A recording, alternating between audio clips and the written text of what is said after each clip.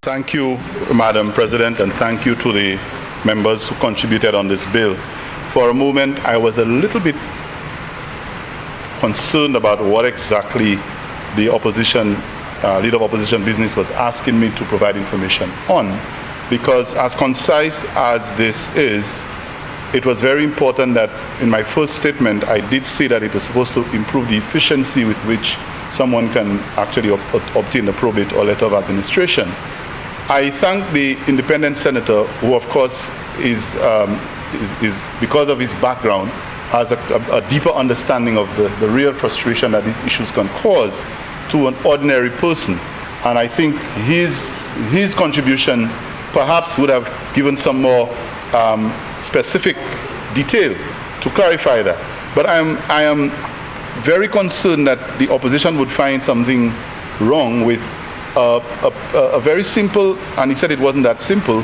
What is the suspicion that we have about the non-requirement of a letter of administration that really would serve no purpose in these circumstances?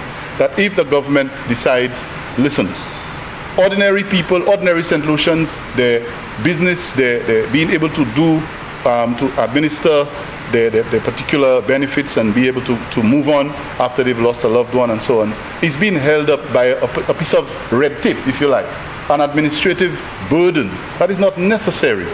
Why are we having any objection to that?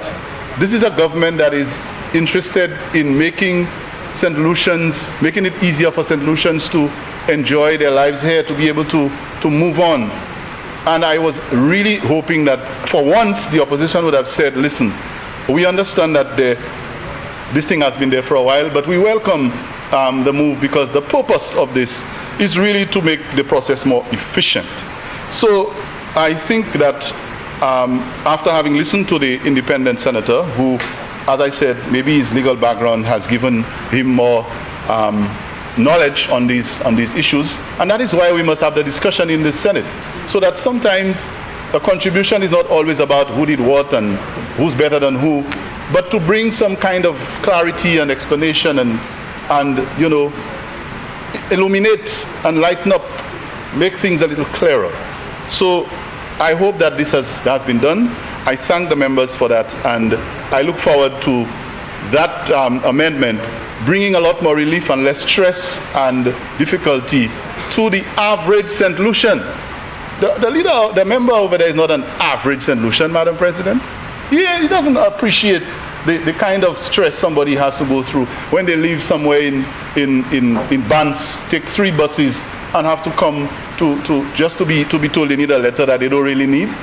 Our newly sworn in independent senator, I think she has connections in the Bans area. She understands as a young child how difficult it would be to take 3 buses to get to Castries, just to find out that you have to go back and you need that thing for you to be able to bury your parents, and some letter of administration probate that ain't required anyway.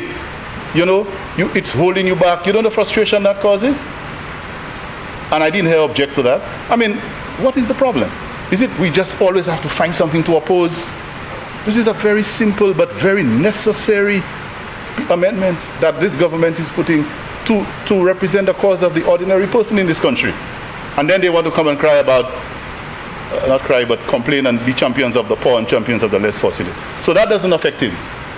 Doesn't affect him. But it affects the average person from Deriso, from Bans, from Bellevue, from Ancillary, from Millet. It affects them. And so I welcome it, and I look forward to the benefits of the average people of this country. I thank you, Madam President.